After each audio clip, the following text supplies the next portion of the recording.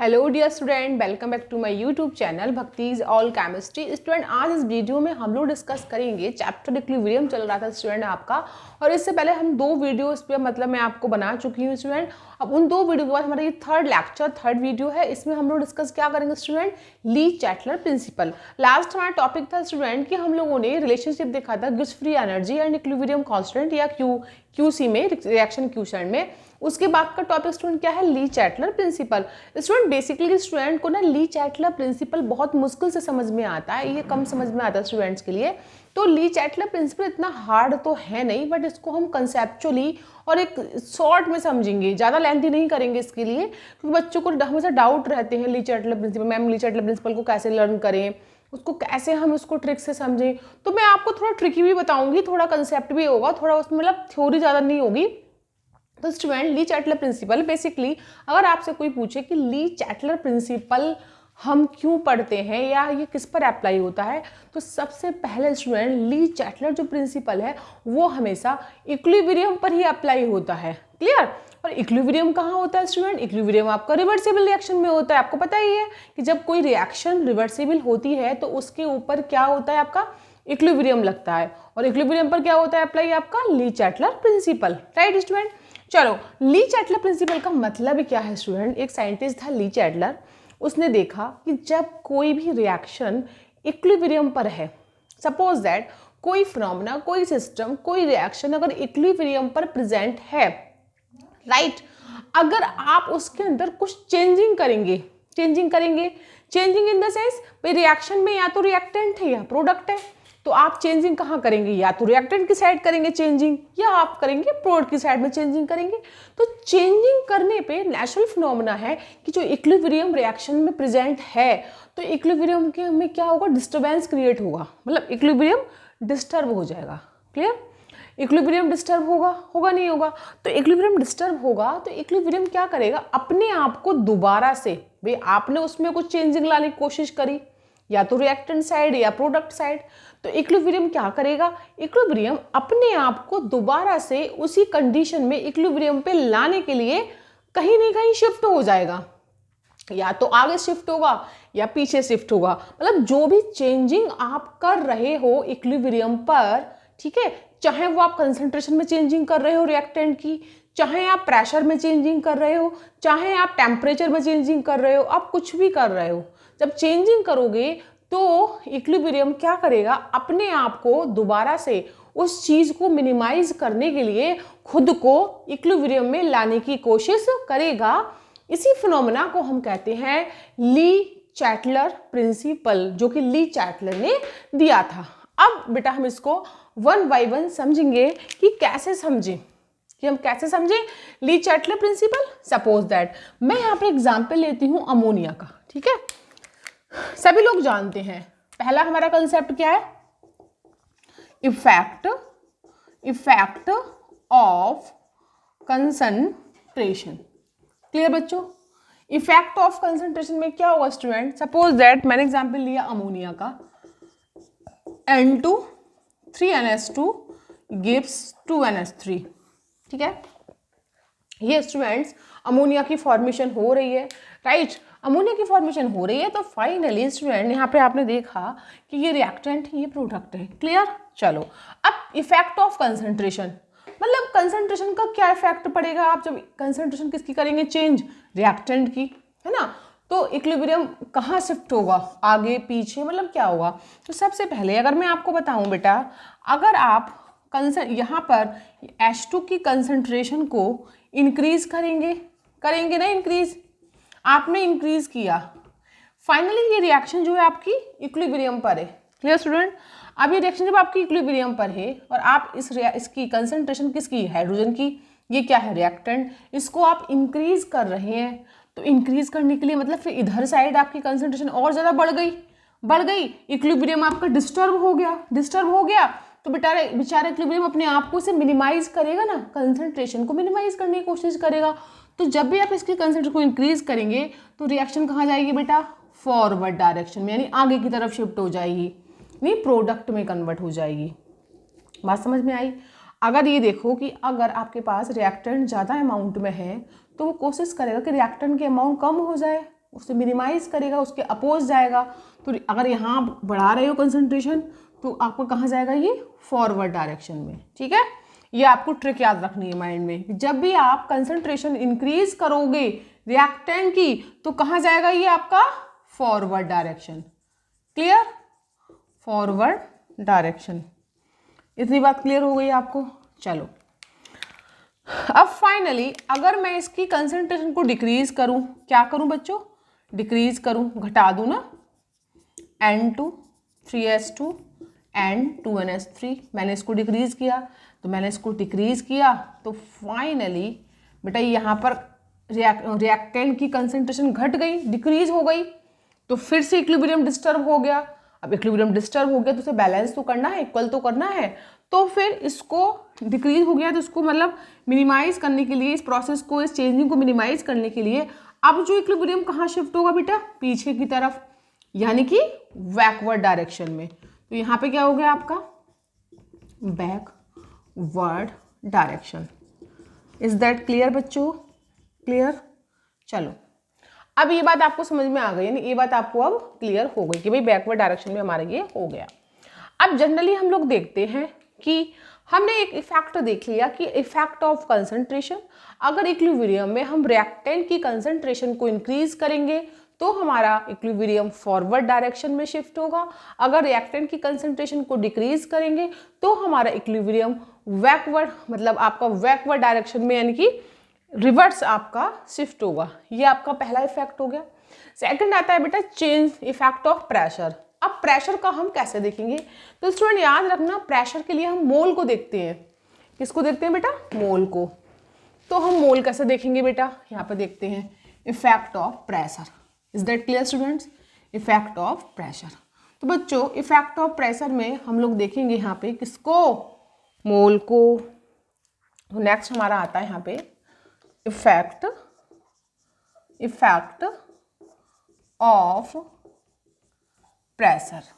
ठीक है, अब मोल कैसे देखेंगे स्टूडेंट, नॉर्मली आप जानते हो PCl5 डिकम्पोज किसमें होता है, PCl3 + Cl2 में। क्लियर। चलो मैंने बोला कि भाई मेरी रिएक्शन हो रही है, यहाँ PCl5 का 1 मोल है, यहाँ 1 और 1, यहाँ कितने हो गए बेटा, 2 मोल हो गए। यहाँ पे कितना है बेटा, 1 मोल हो गया। इज दैट क्लियर, है ना, 1 मोल हो गया। तो फाइनली स्टूडेंट आपने क्या देखा बच्चों, कि हो गया 1 मोल। अब मैंने प्रेशर को इंक्रीज किया, मैंने बोला इफेक्ट ऑफ प्रेशर देख रही हूँ मैं इक्विलिब्रियम का ये रिएक्शन हो रहा है, मैं इसमें प्रेशर को इंक्रीज कर रही हूँ, प्रेशर मेरा इंक्रीज हो रहा है। तो प्रेशर इंक्रीज करने पर जहां पर नंबर ऑफ मोल्स कम होते हैं जिस साइड में, वहां पर आपकी रिएक्शन जाती है। अब मुझे आप बताओ, यहाँ पर एक ही मोल है रिएक्टेंट की साइड में, यहाँ प्रोडक्ट की साइड में 2 मोल है। आप प्रेशर को इंक्रीज कर रहे हो, तो प्रेशर इंक्रीज करने, हमने क्या बोला, प्रेशर में हमेशा नंबर ऑफ मोल्स को देखते हैं। तो इक्विलिब्रियम अपने आप को, इस चीज को, आप प्रेशर को इंक्रीज कर रहे हो तो इस चीज को ये मिनिमाइज करेगा, बैलेंस करेगा, अपने आप को रिस्टोर करेगा। तो फाइनली मोल्स आपके कहाँ कम है, इधर कम है। तो ये जो रिएक्शन है कहाँ जाएगी बेटा आपकी, इधर, यानी कि बैकवर्ड डायरेक्शन में। कहाँ जाएगी, बैकवर्ड डायरेक्शन में। तो आप क्या बोलोगे कि मैम अगर हम प्रेशर को इंक्रीज करते हैं, आप ये नहीं बोलना, आपको मोल्स देखने हैं, तो आप बोलोगे मैम हम अगर प्रेशर को इंक्रीज करेंगे तो रिएक्शन या इक्विलिब्रियम हमारा उस साइड में शिफ्ट होगा जहां पर नंबर ऑफ मोल्स कम होते हैं। अब नंबर ऑफ मोल्स तो कहीं भी कम हो सकते हैं, चाहे यहाँ चाहे यहाँ, जहां पर कम होंगे उसके अकॉर्डिंग उसको शिफ्ट करेंगे और उसी के अकॉर्डिंग उसको नाम देंगे। चूंकि यहाँ पर हो रहे हैं तो हमने उसको बैकवर्ड डायरेक्शन बोल दिया। क्लियर। चलो तीसरा आता है प्रेशर को डिक्रीज। अब आप मुझे बताओ, अगर मैं प्रेशर को डिक्रीज करूंगी तो मेरा इक्विलिब्रियम कहाँ शिफ्ट होगा, जहां पर नंबर ऑफ मोल्स क्या होंगे, ज़्यादा होंगे। तो आप प्रेशर घटा रहे हो तो वो क्या करेगा, वो ज़्यादा वाले की तरफ जाएगा ना, अपने आप को बैलेंस करने के लिए, मिनिमाइज करने के लिए। तो बेटा इसका अगर प्रेशर डिक्रीज करूंगी तो यहाँ पर क्या है, मोल कहाँ ज़्यादा है, इस साइड में 2 मोल है, तो कहाँ जाएगा इक्विलिब्रियम आपका, फॉरवर्ड डायरेक्शन में। तो मैं यहाँ पे क्या लिख सकती हूँ students, forward direction. Is that clear, I think आपको क्लियर हो गया।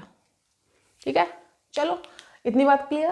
तीसरा फैक्टर आता है बेटा इसका, हाँ बच्चों ने क्वेश्चन पूछा, इसमें क्वेश्चन डाउट आता है स्टूडेंट्स कि मैम अगर ऐसा हो जाए कि दोनों तरफ सेम मोल हो, इधर भी 2 मोल इधर भी 2 मोल, मतलब सेम हो चाहे कितनी भी हो, तो क्या उस कंडीशन में उसमें कोई इफेक्ट पड़ेगा प्रेशर का? नो, उसमें कोई इफेक्ट नहीं पड़ेगा अगर दोनों तरफ सेम मोल रहेंगे। ठीक है, आप प्रेशर को इंक्रीज करें डिक्रीज करें, मतलब इक्विलिब्रियम पर कोई इफेक्ट नहीं पड़ेगा, ये आपको ध्यान रखना है बेटा। ठीक है, कब? जब दोनों साइड में मोल्स क्या हो आपके सेम होते हैं। Is that clear students? चलो ये क्लियर हो गया। अब आपका नेक्स्ट आता है बेटा, क्या नेक्स्ट आता है इफेक्ट ऑफ टेम्परेचर, जो कि बच्चों को बहुत कम समझ में आता है, थोड़ा कंफ्यूजन क्रिएट करता है। दैट मीन्स हम कह सकते हैं इफेक्ट ऑफ टेम्परेचर। क्लियर बेटा?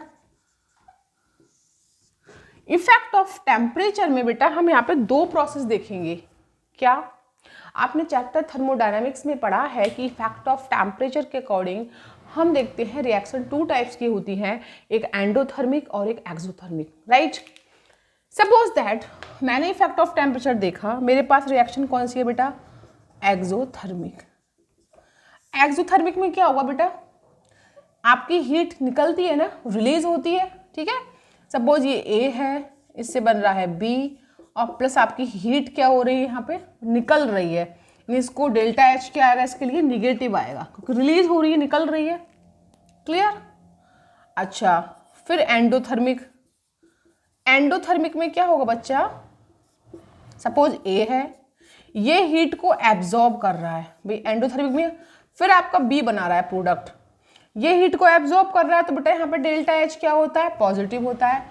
ये बात कौन बताता है हमें? थर्मोडायनामिक्स बताती है, कि थर्मोडायनामिक्स कहती है कि जब कोई रिएक्शन होती है तो उसमें अगर आपकी एनर्जी, आपकी हीट अगर रिलीज होती है तो वहाँ डेल्टा एच का वैल्यू एंथैल्पी निगेटिव होता है, और जब आपकी एब्जॉर्ब होती है तो आपका डेल्टा एच पॉजिटिव होता है। हो गया? ठीक है, अब कहानी आती है, तो इस कंडीशन में पहले तो आपको ये देखना है कि आपका टाइप ऑफ रिएक्शन क्या है, एंडोथर्मिक है या एक्सोथर्मिक है। ठीक है, फिर उस पर हम टेम्परेचर को देखेंगे कि हम उसका टेम्परेचर इंक्रीज करेंगे तो कहाँ शिफ्ट होगा, डिक्रीज करेंगे तो कहाँ शिफ्ट होगा। बेटा सिंपल सा फंडा है। ये रिएक्शन अगर मैं एंडोथर्मिक का एग्जाम्पल लेती हूँ, क्लियर, ये एंडोथर्मिक रिएक्शन है। ठीक है, यहाँ पर रिएक्टेंट की तरफ हीट को एब्जॉर्ब किया जा रहा है, तब जाके ये आपका प्रोडक्ट बन रहा है। यहाँ डेल्टा एच पॉजिटिव आ रखा है। आप मुझे एक बात बताओ, अगर आप टेम्परेचर को इंक्रीज करोगे, अगर जब रिएक्शन कोई एंडोथर्मिक है जहाँ पर हीट एब्जॉर्ब हो रही है और आप टेम्परेचर को इंक्रीज कर रहे हो, टेम्परेचर और बढ़ा रहे हो, तो बेटा इक्विलिब्रियम बताओ मुझे, इधर शिफ्ट होगा या इधर शिफ्ट होगा? इधर तो ऑलरेडी हीट है ना, इधर तो ये ऑलरेडी हीट को एब्जॉर्ब कर रहा है, तो आप इसको एनर्जी दोगे, इसका टेम्परेचर बढ़ाओगे तो एनर्जी यहाँ थोड़ी जाएगी, वो तो इस साइड में जाएगी, क्योंकि हमेशा उसके अपोज जाती है, उसके अपोजिट जाता है आपका। भाई आपको इक्विलिब्रियम कहाँ शिफ्ट होता है? उसके अपोजिट, अपने आप को मिनिमाइज करने के लिए। तो जब आप टेम्परेचर इंक्रीज करोगे और रिएक्शन एंडोथर्मिक है, तो आपका इक्विलिब्रियम कहाँ जाएगा बेटा? यहाँ पर आपका आगे की तरफ, यानी इधर, यानी कि फॉरवर्ड डायरेक्शन में। ये कंसेप्ट समझ में आया? Forward direction. अगर मैं टेम्परेचर को डिक्रीज करूंगी, अब मैंने क्या करा, प्रोसेस वही है एंडोथर्मिक, मैंने टेम्परेचर को डिक्रीज कर दिया, डिक्रीज किया तो आपका डिक्रीज करने पे कहाँ जाएगा ये आपका? तो बेटा आपका बैकवर्ड में जाएगा, है ना। आपने क्योंकि यहाँ पर हीट है ऑलरेडी, आप कर रहे हो टेम्परेचर डिक्रीज, घटा रहे हो, तो कहाँ जाएगा? जहाँ पर टेम्परेचर ज़्यादा होगा, जहाँ पर हीट ज़्यादा होगी, तो कहाँ जाएगा आपका? पीछे की तरफ, यानी कि इधर। इसे क्या बोलेंगे हम? Backward direction. बोलो, इतनी बात समझ में आपको आई होगी आई थिंक। तो आपने देखा कि मैम एंडोथर्मिक रिएक्शन में अगर आप टेम्परेचर इंक्रीज करते हो तो आपका इक्विलिब्रियम शिफ्ट होता है फॉरवर्ड डायरेक्शन में, टेम्परेचर को डिक्रीज करते हो तो आपका शिफ्ट होता है बैकवर्ड डायरेक्शन में। अब बेटा इसका जस्ट अपोजिट आप करोगे एक्सोथर्मिक के लिए।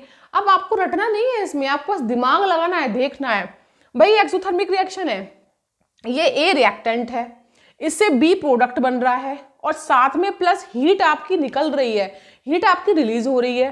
ठीक, अब आपने जब इसमें इस एक्सोथर्मिक रिएक्शन के लिए आपने टेम्परेचर को बढ़ाया, तो बेटा टेम्परेचर बढ़ा रहे हो, मतलब हीट इसको दे रहे हो, तो इक्विलिब्रियम इधर जाएगा इधर जाएगा। इधर तो ऑलरेडी बेटा हीट निकल रही है ना, इधर ऑलरेडी हीट निकल रही है, इधर आपका ये हॉट है ये कोल्ड है, ऑलरेडी यहाँ पे हीट निकल रही है, तो आपका इक्विलिब्रियम अपने आप को कहाँ शिफ्ट करेगा? उसके अपोजिट में, यानी कहाँ जाएगा आपका? बैकवर्ड डायरेक्शन में। तो टेम्परेचर इंक्रीज करने पे कहाँ जाएगा बेटा? Backward direction. बोलो बात समझ में आई नहीं आई? अब टेम्परेचर डिक्रीज करोगे, आपने टेम्परेचर घटाया, घटाया तो अब घटाने के लिए अब फिर उल्टा मिनिमाइज, अपने आप को मिनिमाइज करेगा, बैलेंस करेगा, तो घटाने पर आपका टेम्परेचर आपने घटा दिया तो कहाँ शिफ्ट होगा बेटा, ये फॉरवर्ड डायरेक्शन में। अब आप लोग मुझे ये बताओ, क्या इसमें कुछ आपको रटना पड़ा? कुछ भी नहीं रटना पड़ा आपको, इसमें बस कंसेप्ट लगाना है, कहाँ हीट एब्जॉर्ब हो रही है, कहाँ हीट रिलीज हो रही है, उसके अपोजिट में आप टेम्परेचर घटाओगे बढ़ाओगे तो अपोजिट में इक्विलिब्रियम शिफ्ट हो जाएगा। अब ध्यान से देखो, आपका उल्टा आया हुआ, एंडोथर्मिक में टेम्परेचर इंक्रीज करने पर फॉरवर्ड, एक्सोथर्मिक में टेम्परेचर इंक्रीज करने पर बैकवर्ड, एंडोथर्मिक में टेम्परेचर डिक्रीज करने पर बैकवर्ड और एक्सोथर्मिक में टेम्परेचर डिक्रीज करने पे फॉरवर्ड, है आपस में दूसरे की अपोजिट। बस आपको यही कंसेप्ट लर्न करना है, कुछ भी नहीं करना। ये था हमारा बेटा टेम्परेचर का इफेक्ट, किस पर? इक्विलिब्रियम पर। समझ में आ गया? एक लास्ट बेटा इफेक्ट बचा है हमारा कैटालिस्ट। तो स्टूडेंट याद रखना, कैटालिस्ट का कोई भी इफेक्ट नहीं पड़ता इक्विलिब्रियम पर। क्लियर?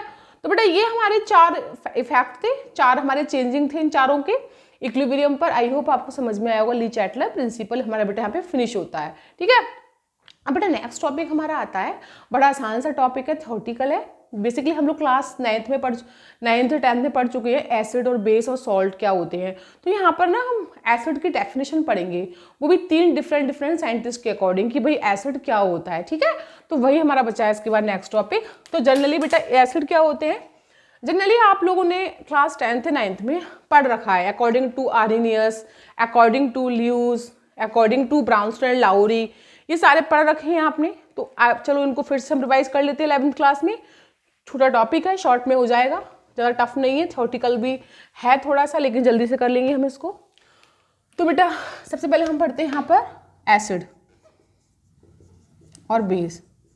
ठीक है, किसके अकॉर्डिंग? According to Arrhenius. तो आर्हेनियस की डेफिनेशन के अकॉर्डिंग आर्हेनियस कहते हैं कि जो सब्सटेंस किसी एक्वा सॉल्यूशन में या वाटर के सॉल्यूशन में H पॉजिटिव आयन देते हैं वो आपके एसिड होते हैं। ये बात किसने बताई बेटा? ये बात बताई थी किसने? आर्हेनियस ने, कि क्या देते हैं? H positive. किस में देते हैं? एक्वा सॉल्यूशन या फिर वाटर में। तो बेटा वो क्या बन जाते हैं? हमारे एसिड। फिर बोले कि OH नेगेटिव आयन वो एक्वस या वाटर में देते हैं तो बन जाते हैं बेस। ये बात किसने बोली थी? आर्हेनियस ने। ठीक है, लेकिन आर्हेनियस की ये जो बात थी वो सिर्फ और सिर्फ वाटर और एक्वा सोल्यूशन के लिए थी। अगर किसी और सोल्यूशन में आप सब्सटेंस को डालोगे तो वो H+ या OH नेगेटिव आयन नहीं देगा। तो आप ये आपकी डेफिनेशन क्या हो गई? फेल हो गई, क्योंकि इसने मतलब लिमिट हो गई ना इसकी, कि अगर वाटर में डालोगे या वाटर के सॉल्यूशन में डालोगे तभी H+ आयन देगा तो एसिड होगा, OH देगा तो बेस होगा। फिर उसके बाद कौन सा साइंटिस्ट आया बेटा? फिर आपका आया ब्राउनस्टेड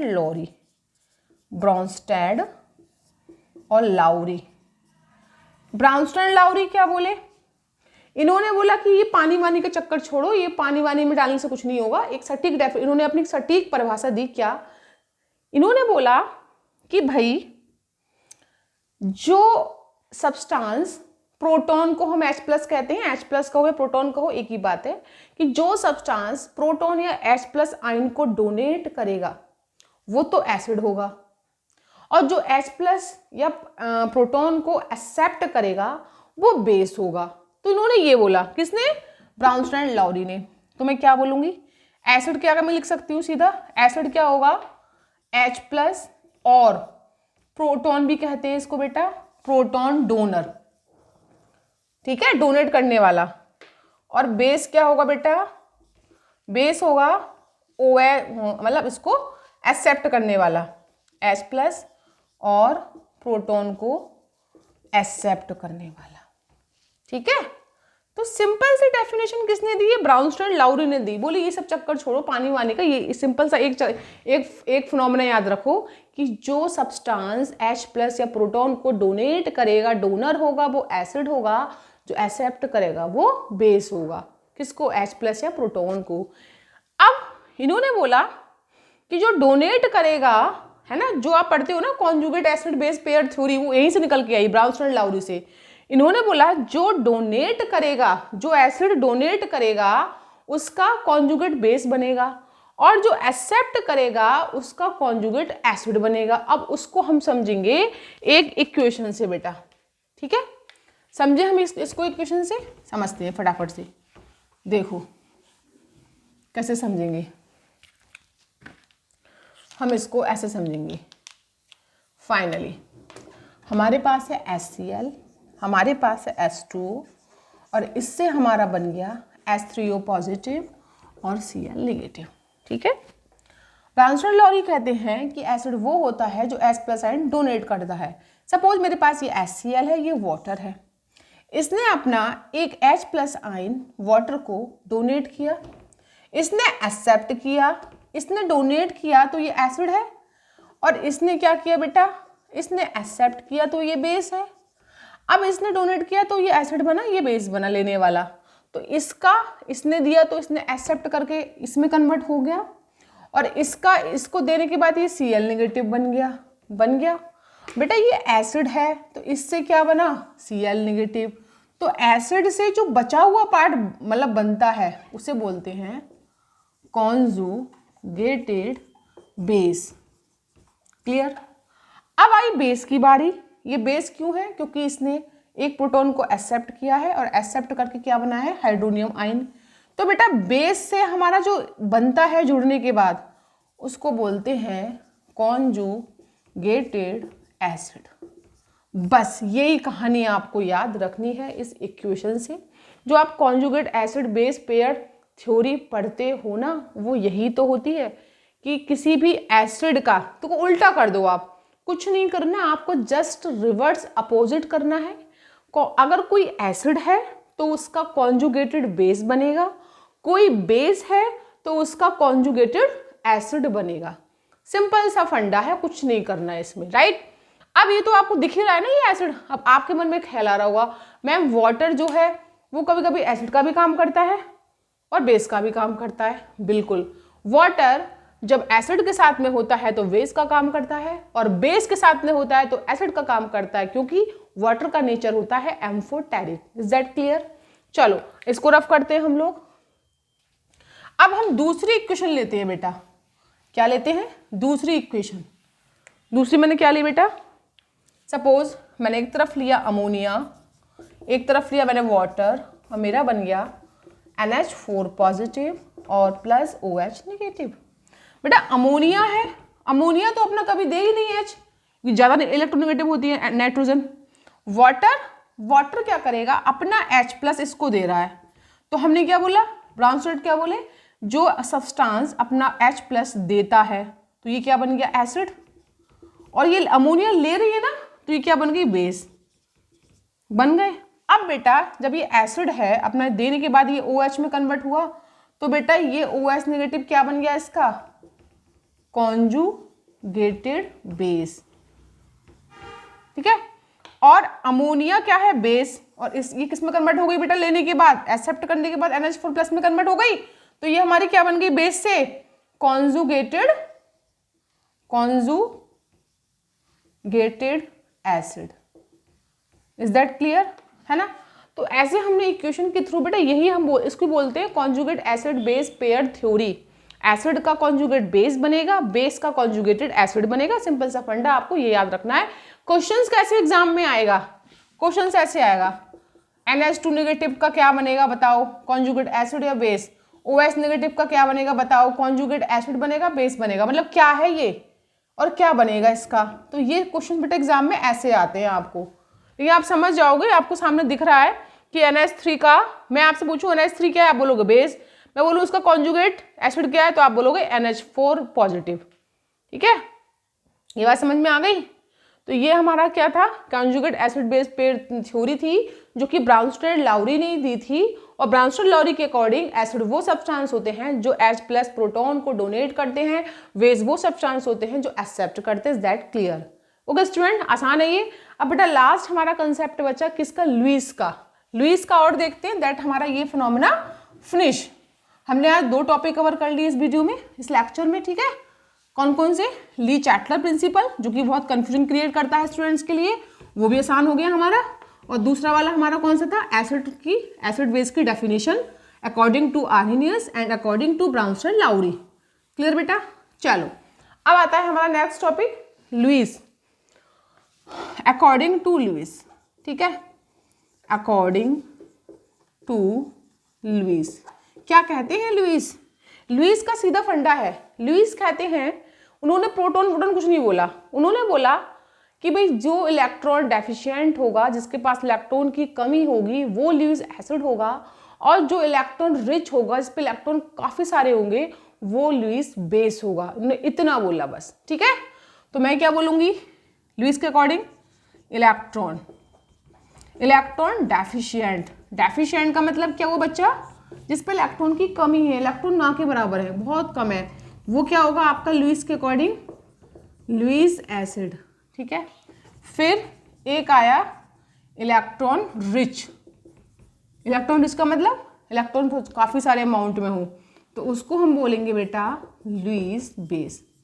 अब बच्चे बोले मैडम इसके एग्जाम्पल बता दो, तो एग्जाम्पल देखो, लुईस एसिड में जितने बोरॉन के कंपाउंड हैं, जैसे BF3, जैसे BCl3, मतलब बोरॉन फैमिली है ना, boron, aluminium, gallium, indium, thallium, boron family के मेंबर ज़्यादातर लुईस एसिड बनाते हैं, क्योंकि सारे वो एलिमेंट जो है ना आपके इलेक्ट्रॉन डेफिशिएंट हैं। और जिस पे प्लस चार्ज होगा, ये भी ध्यान रखना, प्लस चार्ज भी हो सकता है, जैसे कि AlCl3 ये वाला हो गया, इसे +3 होता है। जिस पे प्लस चार्ज होगा, जो इलेक्ट्रॉन डेफिशिएंट होगा, ठीक है, वो हमेशा लुईस एसिड होगा। फिर लुईस बेस कौन होगा? Electron rich. एग्जाम्पल अमोनिया, इस पे लॉन पेयर। एग्जाम्पल वाटर, इस पे 2 लॉन पेयर, ठीक है। जिसके पास लॉन पेयर रहेगा वो किस में आएगा? लुईस बेस में, क्योंकि हम कह रहे हैं इलेक्ट्रॉन रिच, हमने बोला इलेक्ट्रॉन रिच, ठीक है। और जिस पे निगेटिव चार्ज होगा, है ना, जैसे C पे -4 होता है, नहीं होता है, O पे -2 होता है, S पे -2 होता है, N पे -3 होता है, इसीलिए N, ऑक्सीजन, सल्फर, कार्बन, ये सारे कंपाउंड जो इसके होते हैं वो क्या कहलाते हैं बेटा? इलेक्ट्रॉन रिच, यानी कि लुईस बेस। तो लुईस बेस आपके वो होंगे जिनके ऊपर लॉन पेयर होगा या फिर निगेटिव चार्ज होगा। आप निगेटिव चार्ज दिखना या लॉन पेयर दिखना, दोनों में से कोई एक चीज़ है तो वो आपका लुईस बेस है। अगर प्लस का चार्ज होगा और न्यूट्रल है, उसमें कोई चार्ज नहीं है, इलेक्ट्रॉन डेफिशिएंट है, तो वो आपका लुईस एसिड होगा। तो स्टूडेंट ये था हमारा आज का ये टॉपिक था, लुईस के अकॉर्डिंग क्या होते हैं एसिड बेस, ब्राउनस्टेन लॉरी के अकॉर्डिंग क्या होते हैं, आर्हेनियस के अकॉर्डिंग क्या होते हैं। ये हमने एसिड बेस की डेफिनेशन को कवर कर लिया स्टूडेंट, और हमारा ली चैटलर प्रिंसिपल भी फिनिश हो गया। तो स्टूडेंट आपको समझ में आया होगा, टॉपिक था बहुत इंटरेस्टिंग, इसमें कोई ऐसा कन्फ्यूजन था नहीं, लेकिन हाँ ली चैटलर प्रिंसिपल जो है आपका, उसमें बहुत बच्चों को कन्फ्यूजन क्रिएट होता है, तो वो भी हमने आसानी से कर लिया। तो स्टूडेंट आपको समझ में आया ही होगा। और बाकी इसका जो रिमेनिंग पोर्शन है, आई थिंक इसके बाद आपका है आयोनाइजेशन कांस्टेंट है आपके वीक एसिड वीक बेस के लिए, और आपका pH है, ठीक है, और आपका है हाइड्रोलाइसिस ऑफ वाटर है, Ka एंड Kb में क्या रिलेशन में। चैप्टर काफ़ी बड़ा है, तो बाकी का पोर्शन हम करेंगे स्टूडेंट नेक्स्ट वीडियो में। तो मिलते हैं आपसे हम नई एक टॉपिक के साथ, एक नए लेक्चर में, न्यू वीडियो में। आज के लिए इतना ही काफ़ी है बच्चों, थैंक यू।